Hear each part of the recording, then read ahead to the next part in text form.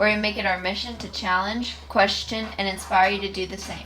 In today's episode, we will discuss the No Pay, No Play movement in Jamaica, as well as equal pay and unfair treatment in women's sports. We're your hosts, Kaylin and Jordana. And we're your co-hosts, Sarah and Nehemiah. During the 2023 Women's World Cup, the Jamaican women's national team protested due to their lack of payment and unfair treatment by the JFF, or the Jamaican Football Federation. They threatened to go on strike and refused to play if they weren't getting paid. They made lots of headlines for their brave movement, and they stood up for worldwide issues in women's sports. But this was not all about money, because as stated by Bunny Shaw in The Independent, that she said, "This ain't just about money, it's about change. Change in the way women's football is viewed. Especially in Jamaica, we deserve more, and they can do better."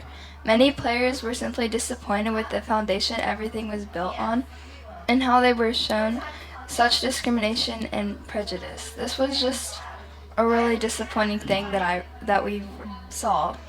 Bunny Shaw's statement was like a really powerful statement, showing another perspective from it. It's not just all about the money, it's about trying to make a change in women's sports. The Jamaican women's national team, who are also known as the Reggae Girls, they even made history by being the first team to make it, the Jamaican team, women's team, to make it to the World Cup twice, once in 2019 and 2023. The team reached the round of 16 in 2023, which I think is really cool. They even beat Brazil, knocking them out of the World Cup entirely, which is really inspiring and a great achievement. Despite these achievements, though, the JFF still withheld payments for its players for their work in that World Cup, which is, from these achievements, that is not a good look at all. Yeah, they also they got lots of recognition after this, and they still didn't get their payments. And the fact that they got recognition, that means they probably got even more money. A lot of players after this went to social media. Players like Bunny Shaw, Alison Swaby, and Rebecca Spencer all went to social media and told the JFF, "Hey, I wasn't paid." And as soon as they went viral, the JFF still didn't say anything. A lot of players were just upset because of the time they sacrificed to practice, the time they sacrificed away from their family to work and get better. It just felt like they were underappreciated and undervalued. Mm-hmm. They had to do so much themselves. Both Spa and Spencer went on into interviews stating that, quote, "many things have been said that were untrue, and how the Great Barrier in communications hurt the team overall." And many of the coaches didn't even know the players' names at time of practice and were only known communicating a couple hours before games started. Yeah, that really hurts. I feel like a federation should really lift up a team and have their back. And the JFF just was not giving that to the Jamaican women's national team. And now multiple of them won't even talk about their time in the JFF, because we tried to contact Alison Swaby, but she said that she did not want anything to do with this soccer, and she just wanted to kind of forget that it even happened. Yeah, one thing about federations, they're made to protect smaller divisions. A lot of places that called themselves federations that ended up changing their names were because they were becoming bigger and more popular areas of entertainment or sports or any line of that. I feel like the JFF should have protected the women way more than they tried to do or even did in general, because it does not show that they did. I feel like if you're going to call yourself a federation, you should really try to protect the people who help you become a federation. Yeah, and in late 2023, the JFF released its full financial report showing that they're struggling financially, which might explain why they were so slow and hesitant when paying its players, because they did not get paid, and they're still not fully paid. Yeah, and somebody that played such a big role and somebody that also just has such a great name is Cecilia Marley. She helped the JFF for over 10 years and was a part of the Bob and Rita Foundation. And she truly invested in the growth of the JFF. Just served as an ambassador for over a decade for the JFF. And Zadella is Bob Marley's daughter, which I remember when we found that out during researching was really cool and just really... Yeah. Yeah, because I had no clue that they had anything to do with this. Yeah, I truly believe that if someone as popular as the Marley family, especially Sadella Marley, are complaining and upright telling you that I don't want to be a part of your federation anymore because of you continuing to malign and mistreat and vilify the reggae girls and everything else you were doing to your women's roster. That should really wake you up. That should tell you, hey, it's time for you to do something. And it seems like the JFF still hasn't really woken up, even though such a big big, I don't know, a big like influence in just the general world. Bob Marley's daughter even made this big of a stance, and they're still not fully woken up. Yeah, it's like I don't think the JFF understood what they were trying to say. I feel like the JFF were getting really defensive. Even after everything happened, they dropped bank records of quote-unquote distributions to all of their players, which the players said openly, I didn't get. Players sent out proof that they didn't get this. Mm-hmm. And Marley even spoke about it a little bit more. When she departed, she said continuing to malign, mistreat, and vilify the reggae girls, and that they foster a blatantly false narrative in the media with no regard for potential impact on the players or the program itself. But also we have to think about JFF because they did not pay their players, but also there has to be something going on underneath because they didn't really there has to be some contract about something that they couldn't share because even though they are being defensive, they're still not saying like the real reason why they did not pay, and they are in like $1 million debt right now, and so there has to be something deeper going on Behind so closed doors. Mm-hmm. It's like both perspectives are valuable. We'll be back with the Getting Into Good Trouble podcast right after this break.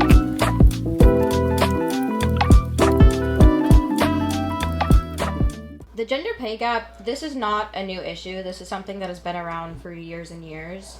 One first example of this is during the 1973 Open, Billie Jean King successfully advocated for equal pay within the sport of tennis, and successfully forced the U.S. Open to start paying players the same regardless of gender.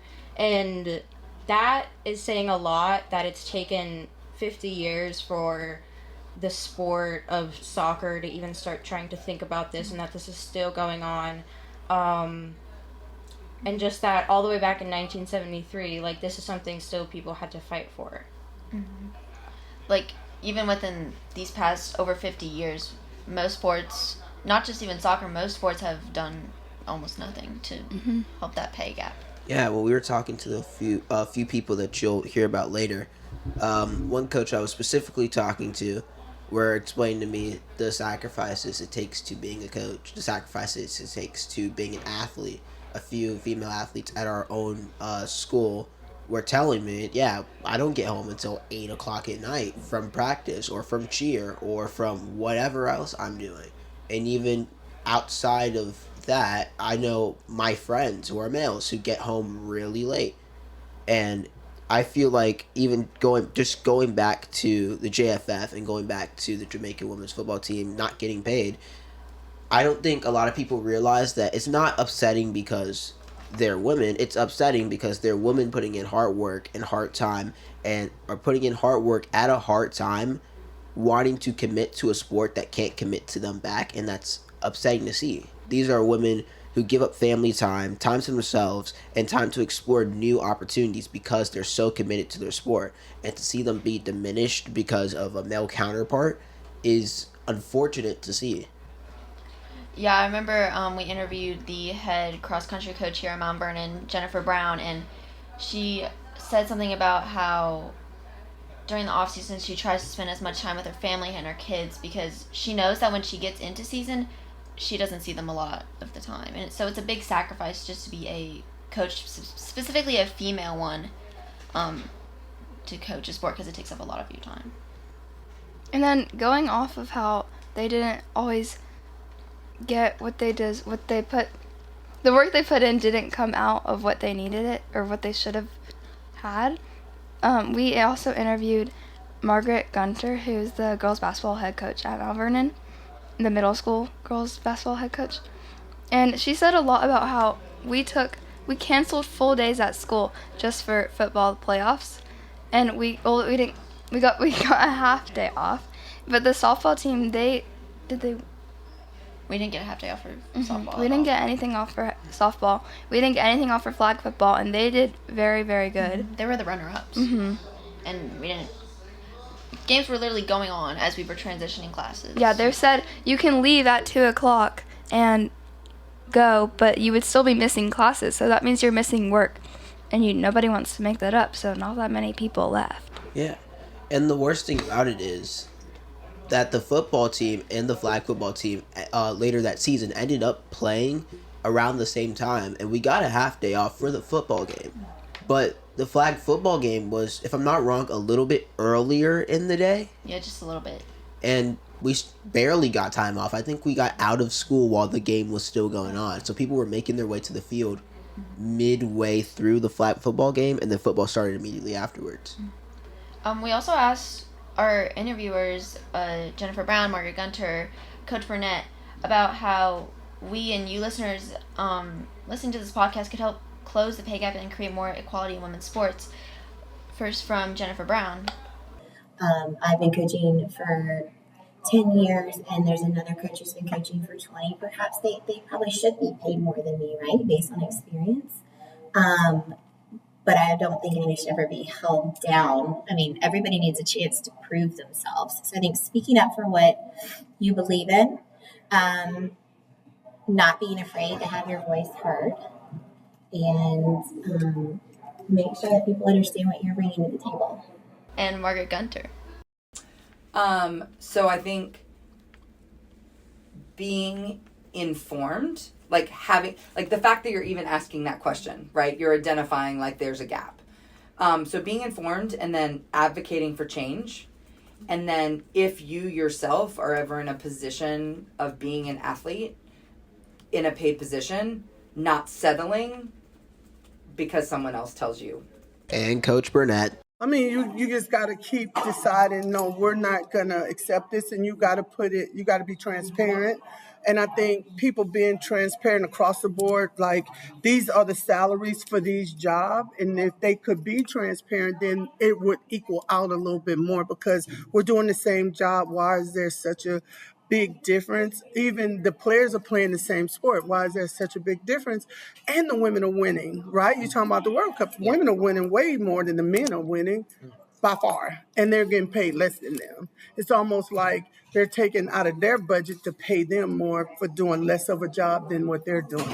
And that is not acceptable, right? So you have to protest, you have to demand, you have to put them on the spot, you have to interview, and you got to report it. You got to put it out there to make sure people understand how this is not acceptable. I mean, we can, even on high school levels, if we're coaching the same sport, whether it be boys and girls, if we're both varsity head coaches, we should be getting the same budget, same salary as a coach, no matter what's going on. I don't care if you're winning championships or I'm winning championships. If you're giving your time and you're a head varsity coach, these are the salaries across the board. That's what I'm thinking. No pay, no play was very influential in women's sports and the ongoing struggle for equal pay. We hope that you learned something new in today's episode of Getting Into Good Trouble. Thanks for listening.